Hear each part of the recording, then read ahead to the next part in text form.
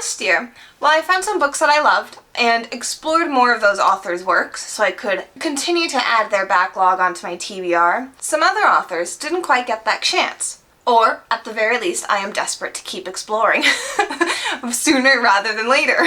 One of those authors was Amy Labrie, who was in Joyce Carol Oates' A Darker Shade of Noir. And Amy Labrie wrote Gross Anatomy, which is the only story in the collection written from a man's perspective, and enraged me so much that I continue to be awestruck thinking about it. But firstly, A Darker Shade of Noir is a short story collection of new female body horror, and it is just that. If you are squeamish and not into body horror, unfortunately, there's very few and far in between stories in this that I could actually suggest. I think the first story is not gory, just gross. So if you do want to dip your toe into it, the first story is about a woman who is collecting her skin tags and makes like a voodoo doll out of it. So, there's that. But Labrie's story, Gross Anatomy, is about a med student. His whole identity is basically comparing himself to other men in the program. He is described as beige by other people, but that's just the exterior. It's this quiet evil that is in him, and it was just so impressive, and I really, really loved his lack of self-awareness. It fucking got me. And unfortunately, or fortunately, depending on how you see it, Labrie only writes short story collections, or at least so far. She has 2, but the one I was most intrigued by was Rage and Other Cages. This is her newest short story collection, only came out a couple years ago. As you can see, I've tabbed it, and I bought it used originally from the Denver Public Library, which is really fun to me, considering I'm such a lover of the library. So I've gone ahead and tabbed where the stories start, and I've read the first 3 or 4 stories, and I will be reading this throughout this little experiment, so I can nibble away at it as we go and talk about it at the very end. But in the meantime, another author that really caught my attention was Rosemary's Baby, written by Ira Levin. 2 things are really profound about Rosemary's Baby. One, its timelessness. It's a really important book, I think, in the horror canon. It's a classic horror book, especially female horror. And 2, it's not written by a lady. But I say that with so much respect. It was really well done and believable. Now, currently, in the trend scope of things, Stepford Wives is Levin's, or is it Lehv-in? It's probably Lehv-in, huh? Stepford Wives is another one of Levin's popular books that he's written. But see my last reading vlog, I'm not really in the mood for novellas right now, so the other book that he is somewhat famous for is This Perfect Day. And what's interesting to me is that the description of this book is very classic in the sense that it spoils nothing whatsoever. It is strictly the premise of the book, which is the world has global uniformity. There's no race. Everyone is ethnically the same, I believe is how it's described. Everything about their lives is determined for them. The weather is controlled. Nothing is random, is how it seems to be described. Pretty easy to assume someone's gonna butt up against that conformity. I've been waiting very patiently for my ebook to come in through the library, and it hasn't. So I'm gonna start the audiobook now and check in later when I have a better understanding of what's actually happening in this book, aside from the fact that everything is perfect and uniform. Okay, so Chip, not his real name. Everyone seems to kind of have like the same handful of names for boys and girls. We learn that Unicorn is basically in charge of the planet and everyone in it. And you get these treatments to keep you in check, essentially. And Chip's granddad tells him to want for something, just anything at all. Learn how to want for yourself and not just accept that everything that you should have will be given to you. And as he grows up, he finds it more interesting and kind of in a pastime to want for other things, like wanting for a specific career rather than just being told what his job's going to be. It's feeling like what Fahrenheit 451 is like to Nazi Germany. This feels like the same thing, but to the Soviet Union, where everyone is equal and everyone is the same. I'm enjoying it, I guess. I'm not enjoying it. Hello, hey. So we are halfway through this perfect day. I'm enjoying it more. I'm just, it's a bit of a slog. I'm just a little, I think, not super engaged. I'm realizing that may be because their minds and worlds are simple. I think Levin is choosing simple words, and because of that, it's reading a little, like, boring. But we're at the end of part 2. So, Chip is in college, and a group of people have found him. They're not so brainwashed by Unicorn, and they can see that Chip is the same. So they invite him into the club, and he kind of has to pass this test in order to get reduced treatments, because everyone gets treatments, I think, like bi-weekly. And if he gets reduced treatments, then he's less under Unicorn's control. Major events happen. He has a lot of flip-flopping between wanting to think for himself and realizing, like, he doesn't know, I think, what he is and what the world is without Unicorn. So it's a pretty climactic ending to part 2. But I peeked into part 3, and there's a major time jump coming up. So I'll probably touch base when I'm done and talk about the next author that we'll be exploring. If you haven't guessed, my ebook never came in. I was patient, and it ended up making me read this a lot slower than I would have liked. So I stopped being patient and finished it. So let's see. This book kind of has a pretty big variety of messaging. I think I said in the beginning that it kind of was like Fahrenheit 451, and that it's showing you this world that, this what-if world in a sci-fi way of communism taking over the world. So what can I say about this before getting into spoiler territory and my review? It did not feel in any way like Rosemary's Baby. The writing style is so incredibly different. It also, you know, it's got this moment.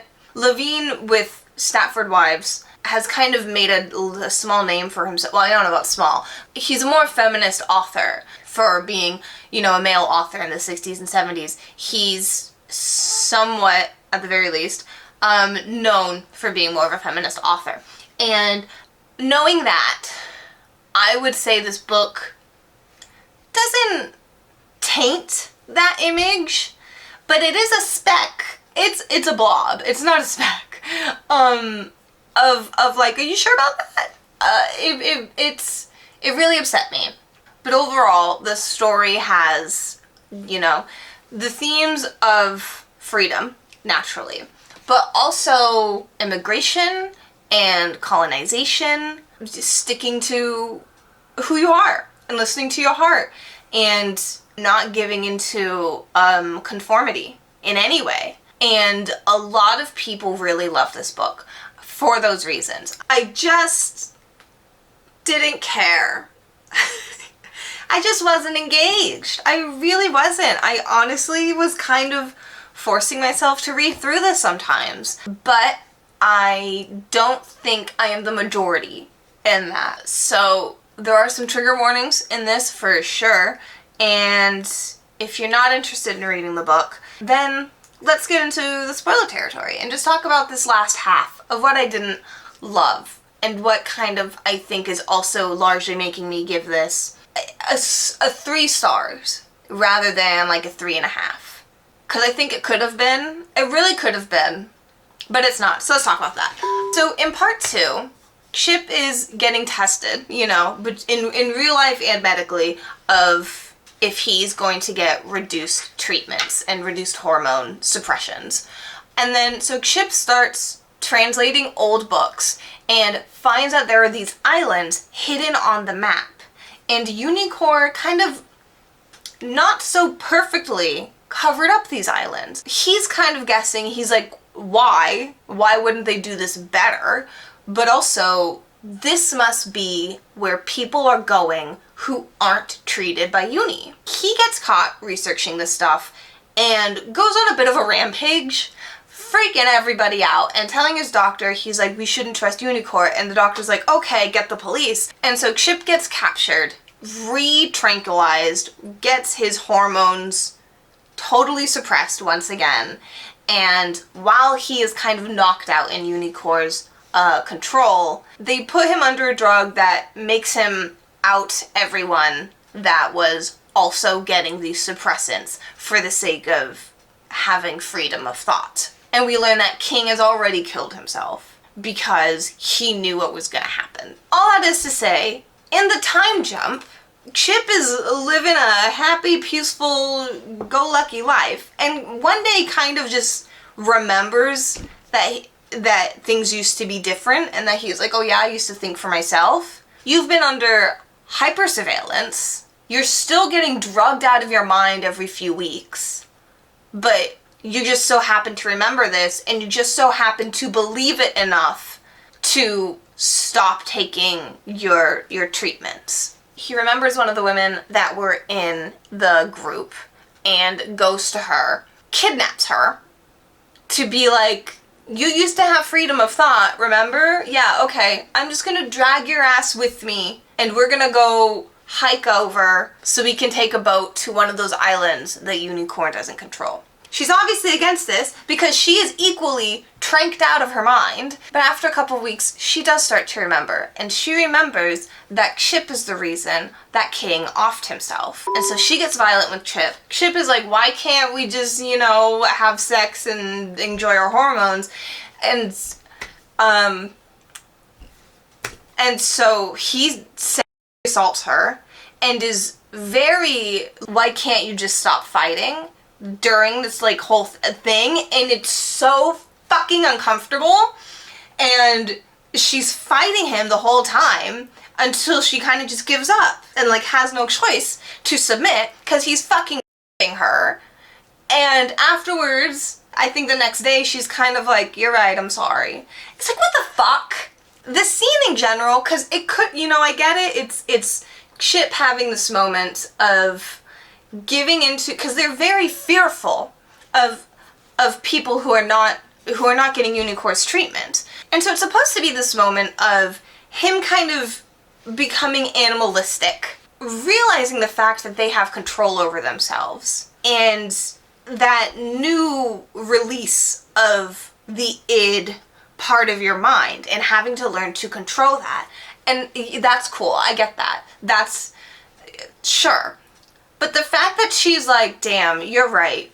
Thanks for doing that to me. I guess let's go to the island and get married and have a kid. Disgusting. That made me angry. And it's why, this could have been a 3.5, and I could have been like, yeah, sure. But this is closer to a 3 or a 2.5. But a 2.5 feels too mean. Because it really wasn't that bad of a book. I just wasn't engaged. In the last part of the book, they get to the island. They are now the immigrants, and so the people who are born on the island, never a part of Unicorn, really are against them. And Chip has an idea to destroy Unicorn. And it's been attempted before, people never come back, they never succeed, we don't hear from them again. But he can't get this out of his head. So he devises a group and a plan to go destroy Unicorn. And it turns out that the islands that are separate from Unicorn, it's because the elites are also not getting treatment. And this is kind of how they filter out the people who are made to be leaders, are the people who reject Unicorn and then come back to destroy it. And so the elites are like, congrats, you did it, applaud, You're not one of us. We control the system. We are the system. And you're one of us now. You are a proper leader. We can see that. You have proven it. And Chip's like, no, this is fucked up. I came here to destroy Unicorn.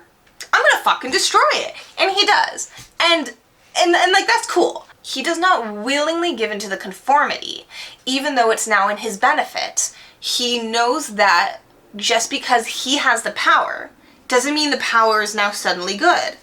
And that's why it's like, I can't give this a 2.5. Because the messaging is really powerful.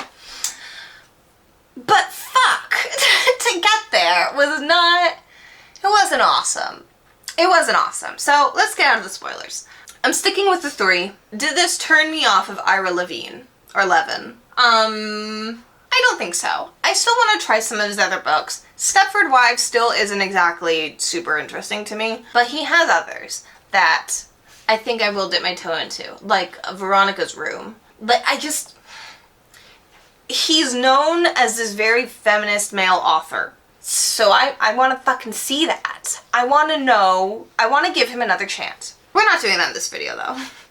I haven't been turned off by him, but this book, it did upset me. Thank you to This Perfect Day. I probably won't watch the movie. So, tomorrow, Yuketsu's new book comes out. I do have things to talk about before we get into it though. But I ranted and raved too long about Lehv-in, so I'll get into that tomorrow. If you don't know anything about the Strange series, it is written by a Japanese YouTuber, Yuketsu, who is an anonymous man. It's a mystery thriller. It's a dark mystery. I wouldn't necessarily say horror, but it's spooky. Anyways, let's go get buildings. Terrible news. My local bookstore does not have it yet. Serves me right. I should have called and asked, but it's fine.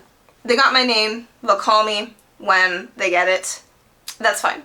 It's fine. So I guess I'll keep reading Labrie and talk to you when buildings come.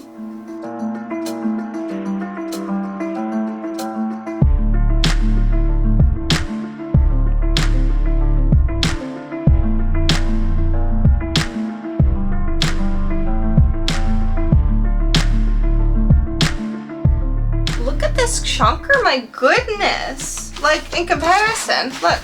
It's the size of both of these books. Wild. It is March 10th. It's a few days after its official release date, but I'm not surprised. When I was originally looking for the release date, I don't know if it's between like countries is the reason why. Originally I saw it was March 10th, and then I saw it was February 28th, and then I saw it was March 3rd. So the fact that it's March 10th, I'm truly, honestly not surprised, but very grateful, and even more so the gods shining down on me. It's gonna be a fucking rainstorm tomorrow. Perfect, just perfect vibes to sit through this. I will be doing a read with me with this whole thing, and hopefully it is not an 8-hour read with me. Okay, see you in 2 seconds.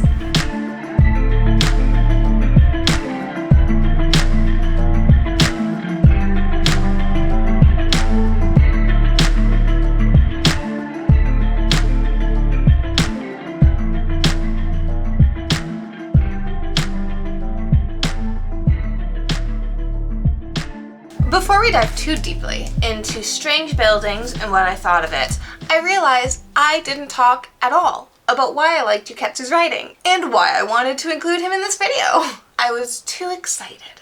So, the way Jim Rohn talks about, which is a translator of the Strange series, the way he talks about Yuketsu's writing is that it feels very accessible. No matter how well read you are, or if you're brand new to reading mysteries and thrillers or whatever, he thinks everyone can enjoy it. And I think the way Yuketsu does that is by kind of over-explaining himself a little bit, which is not my fancy most of the time. But I think in that way it speaks to the story and how much I enjoy the writing of the plot and how it's laid out. considering repetition is not exactly my thing. What I do love is that his characters are just so much on the same wavelength as me, and that's really engaging to me, to have a hypothesis on what is actually happening, only to be a single step ahead of the characters for them to also make the same hypothesis. And that's a blast. For me, that's the main thing I have so much fun with Yuketsu's writings.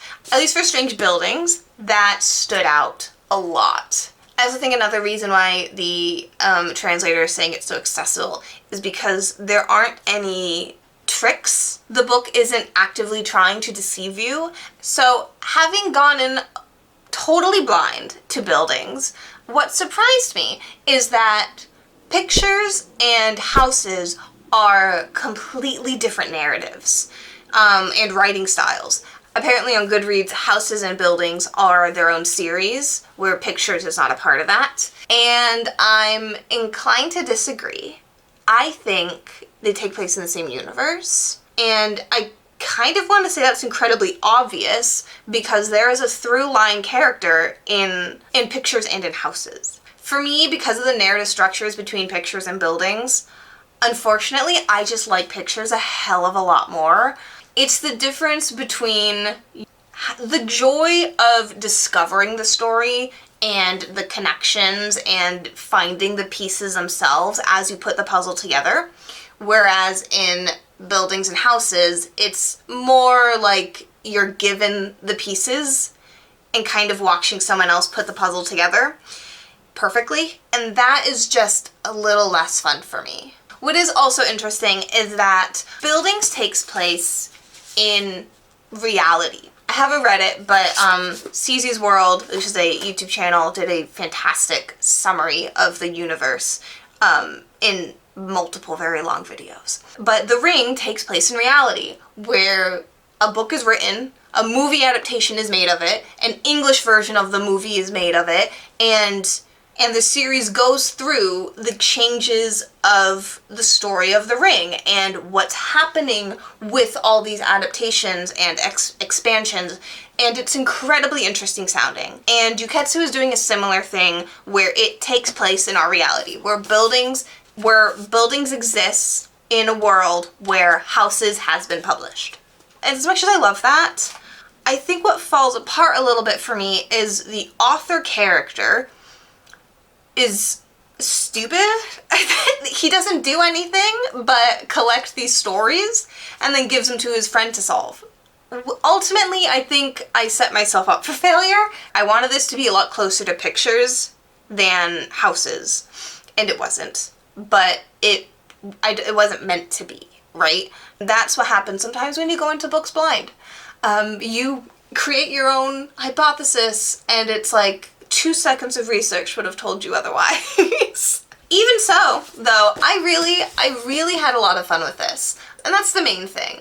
I kind of put this in a similar realm the way I do Dungeon Crawler, in the sense that it's kind of written to be read purely for the entertainment. It's not trying to say anything deep. I don't think it's trying to do anything hugely groundbreaking outside of the narrative structure and the author having fun in that. But yeah, that's all I have to say. I'm giving it 4 stars. I still think he has a lot of issues with repetition. Like, it just doesn't need to be there at all. So, that's it on Yuketsu. I will be reading Strange Maps, especially now that I know what it's about and that it's a more traditional narrative. I'm curious if Yuketsu's writing will hold up, frankly, until there's a release date for that, because there isn't one. However, I did join the translator's email list, so I'll fucking know. In the meantime, the sleeper hit of the video, and by sleeper hit I mean for you, not for me, because I knew I would love this, but I need everyone to read this. Rage in Other Cages by Amy Labrie is a short story collection about womanhood. What's timely about this is the trend of girlhood and the lump sum definition of hyper femininity and people, wanting to reclaim that. This, for me, is the logical next step of adolescence and womanhood, and it rocked my shit. It is daring you to be filled with rage and be honest about those quiet, intrusive thoughts you have. The way this is structured, and there's kind of like clumps of stories that all relate to each other, is a great through line for this. It really makes it stand out from other short story collections I've read, and the progress of starting out with adolescence and kind of what you're taught at the beginning of stepping into womanhood, and how not just your body from what you present, but down to your private parts, of how everything is for the preservation and enjoyment of others rather than yourself. And it ends with stories that I think are thematically about reclamation and taking that back and throwing it back into those people's faces that made you think that way. Some that stand out to me are Animal Shelter. It made me cry. I've never sobbed over a book before, but you throw dogs in the mix and it's downhill. Our Boys is about a string of assaults that are happening, but the gender of everything is swapped. It's showing you the ridiculousness of, crime dramas, and in real life, where instead men are being assaulted, and these cops, predominantly women, kind of keep being like, would you rather talk to a male officer?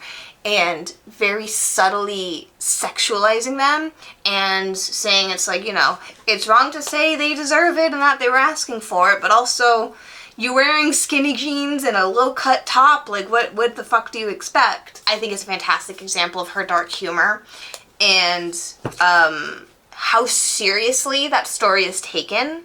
It's satirical, but it's not doing it in a way to make fun of itself. It's literally just throwing it back in the face of police dramas and reality. Of these cops being like, listen, we're doing all we can do. I don't know what to tell you.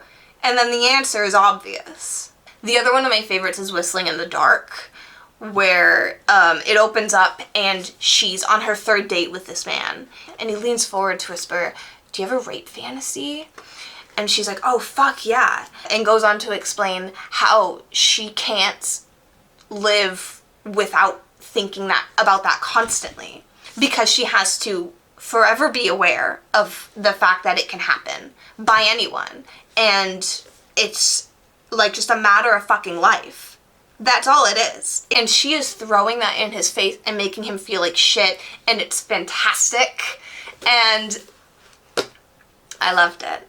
I love this book. It's somewhat akin to Stephen King, just without the male gaze on it, and the fact that it's just so honest. And their intrusive thoughts are so unfiltered that it's admirable. And it's so fun. Yeah, I hope I was able to sell this well enough, because I am now going to pass this around to many friends to hopefully read and eat up as much as I did. And I hope you do the same.